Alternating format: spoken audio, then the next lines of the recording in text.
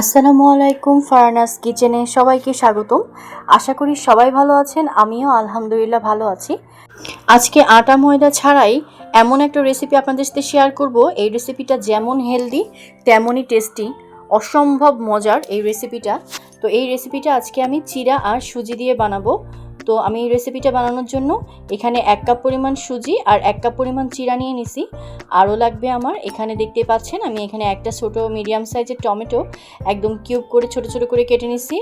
এখানে আমি লাল মরিচ ইউজ করছি দেখতে সুন্দর লাগার জন্য, ধনিয়া পাতা, আর এখানে বড় সাইজের 2টা পেঁয়াজ একদম মিহি করে কেটে নিছি। এই রেসিপিটা এতটাই মজা, অনেক উপকারী এবং হেলদি একটা রেসিপি, কারণ একদম তেল ছাড়া একটা রেসিপি এটা। আমি এই রেসিপিটা বানাবো একদমই তেল ছাড়া। তো প্রথমে যেটা করব, রেসিপিটা বানানোর জন্য আমি এখানে চিড়াগুলোকে একটু ব্লেন্ডারে একদম মিহি করে ব্লেন্ড করে নিব। দেখতেই পাচ্ছেন একদম মিহি করে খুব সুন্দর মতো গুঁড়া হয়ে গেছে। তো একটা বল নিয়ে নিলাম, বলের মধ্যে এখন এটা যে গুঁড়া করে রাখা চিড়াটা দিয়ে দিব। একদম ঘরে থাকা অল্প কিছু উপকরণ দিয়েই ঝটপট কিন্তু নাস্তাটা বানানো হয়ে যায়। বাচ্চাদের স্কুলের টিফিনে কিংবা বিকালের নাস্তায় এই হেলদি রেসিপিটা যদি একবার বানান তো প্রতিদিনই খেতে চাইবে, এত মজা। এখানে সুজিও দিয়ে দিলাম 1 কাপ।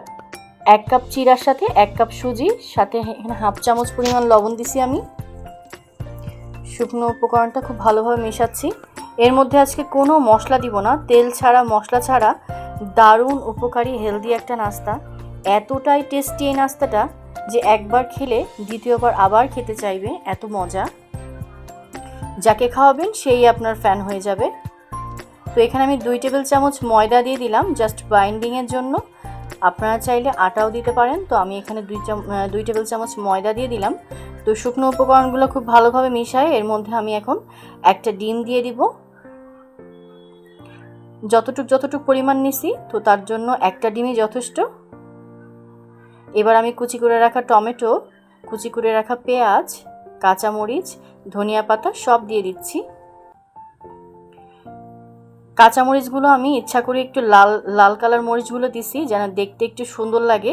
তো চাইলে আপনারা সবুজ মরিচ দিয়েও বানাতে পারেন। দেখতে যেমন লোভনীয়, নাস্তাটা খেতেও কিন্তু অসম্ভব মজা। তো এবার আমি ভালোভাবে এটাকে মিশাই নিচ্ছি।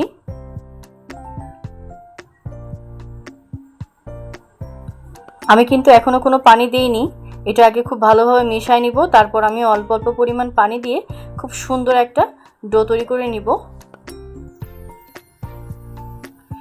একবারে পানিটা মেশাবো না, অল্প অল্প করে, মানে বারে বারে একটু একটু করে দিয়ে মেশাবো। একবারে দিয়ে দিলে কম বেশি হয়ে যেতে পারে, তো এই জন্য অল্প অল্প করে দিয়ে একদম পারফেক্ট একটা ডো তৈরি করে নিতে হবে। তো দেখতেই পাচ্ছেন আমি কিন্তু 1 কাপ পরিমাণ পানি দিছি, এখনও কিন্তু আমার সম্পূর্ণ লাগে নাই, আমার অর্ধেকের একটু পরিমাণ বেশি লাগছে।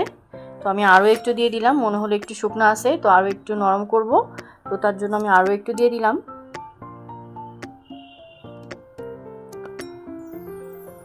তো আমার খুব সুন্দরভাবে এটা মিশানো হয়ে গেছে। এত সুন্দর একটা ফ্লেভার বের হচ্ছে, মানে কি বলবো, অসম্ভব সুন্দর একটা ঘ্রাণ। যেহেতু এটা সুজি দিয়ে নাস্তা, তো এটা এখন আমি 10 মিনিট রেস্টে রেখে দিব। মিনিমাম 10 মিনিট রেস্টে রাখতে হবে, আমার হাতে সময় কম ছিল তাই 10 মিনিট রাখছি। তো আপনারা চাইলে আরও একটু বেশি পরিমাণ রাখবেন। আর দেখতেই পাচ্ছেন পানি আমার 1 কাপ থেকে যতটুকু ছিল, মানে আমি দেখাই দিলাম, একদম অল্প পরিমাণ ছিল, 1 কাপ পানি সম্পূর্ণ লাগে নাই। তো যতক্ষণ রেস্টে থাকবে ততক্ষণ আমি আরও মানে নাস্তাটা বানানোর জন্য প্রসেস করে নিচ্ছি একে একে। তো যে বাটিতে আমি নাস্তাগুলো বানাবো বাটিগুলো খুব সুন্দর করে শুকনো করে মুছে নিলাম। আমি এখানে 3টা স্টিলের বাটি নিছি, এই বাটিতেই আজকে আমি নাস্তাগুলো বানাবো। সামান্য পরিমাণ অল্প, একদম দেখতে পাচ্ছেন হাফ চামচেরও কম, অল্প অল্প তেল দিয়ে দিলাম। তেলটা দিয়ে জাস্ট খালি বাটিটা পুরো ব্রাশ করে দিচ্ছি যেন নাস্তাটা আমার ইজিলি উঠে আসে। নাস্তাটা আজকে আমি ভাপ দিয়ে বানাবো, একদম তেল ছাড়া। এত হেলদি একটা ইউনিক রেসিপি আর এতটাই টেস্টি, আপনি যাকেই খাওয়াবেন সেই বলবে আবার বানিয়ে দাও, এত মজা। একটা খেলে থামানো মুশকিল হয়ে যাবে, খেতেই থাকবে, তাও কিন্তু মুখে রুচি কমবে না। এটা কিন্তু খেতে এতটাই টেস্টি। তো 10 মিনিট পর দেখতেই পাচ্ছেন আমার নাস্তাটা কিন্তু খুব সুন্দর মতো সেট হয়ে গেছে। খুব বেশি ঘনও না আবার একদম পাতলাও না, একদম মিডিয়াম পর্যায়ে আছে, এটা দেখে বুঝতে পারতেছেন। এবার আমি অল্প অল্প করে দিয়ে দিচ্ছি নাস্তাগুলো।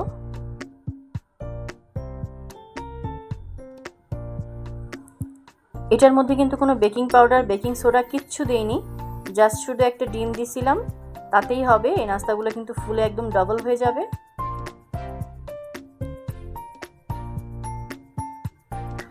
ঘরে থাকা সামান্য কিছু উপকরণ দিয়েই কিন্তু চাইলে আপনারা এই নাস্তাটা বানিয়ে নিতে পারেন। একদম ইউনিক আনকমন একটা নাস্তা। তো দেখতেই পাচ্ছেন নাস্তাগুলো বানানোর জন্য কিন্তু আমি একটা কড়াইতে কিছুটা পানি দিয়ে দিছি, একদম স্ট্যান্ডটা যেন ডুবে থাকে, তো সেই পরিমাণ পানি দিতে হবে। আর এই স্ট্যান্ডের উপরে কিন্তু আমি বাটিগুলো খুব সুন্দর মতো সাজাই দিছি। এবার আমি এটাকে ঢেকে, ঢাকনা দিয়ে ঢেকে 10 মিনিটের মতো জাস্ট রেখে দিলেই হবে। তো দেখতেই পাচ্ছেন ফিরে আসলাম 10 মিনিট পর। আমার নাস্তাগুলো কিন্তু একদম রেডি। কতটা লোভনীয় লাগতেছে দেখতেই পাচ্ছেন। অনেক গরম বাটিটা, তো একটু সাবধানে এটাকে নামাতে হবে। আর এটাকে জাস্ট একটা চামচ কিংবা একটা ছুরির সাহায্যে একটু টাচ করলেই কিন্তু খুব সুন্দর ইজিলি একদম বের হয়ে আসবে, একদমই কোনো ঝামেলা হবে না। যেহেতু তেল ব্রাশ করে নেওয়া হয়েছিল, খুবই সুন্দর ইজিলি বের হয়ে গেছে। দেখতে পাচ্ছেন কতটা সুন্দর লাগতেছে, দেখতে যেমন লোভনীয়, নাস্তাটা খেতেও কিন্তু অসম্ভব মজা হয়েছিল। তো আমি আরও 2টা নাস্তা দিয়ে দিলাম। আমি যতটুকু পরিমাণ বানাইছি আমার বড় বড় সাইজে কিন্তু 5টা নাস্তা হয়েছে।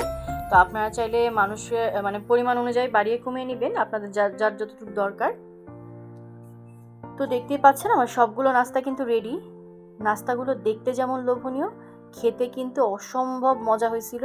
মানে আমার বাসার সবাই খুব পছন্দ করছিল। আমি নাস্তাটা একদম ফার্স্ট টাইম বানাইছি, তো আমার কাছে এতটাই ভালো লাগছে, আমি মনে হচ্ছে প্রতিদিন আমি বানিয়ে খাবো। তেল ছাড়া যে এত হেলদি একটা নাস্তা আর এত টেস্টি একটা নাস্তা, মানে ভাবাই যায় না, অসম্ভব মজা।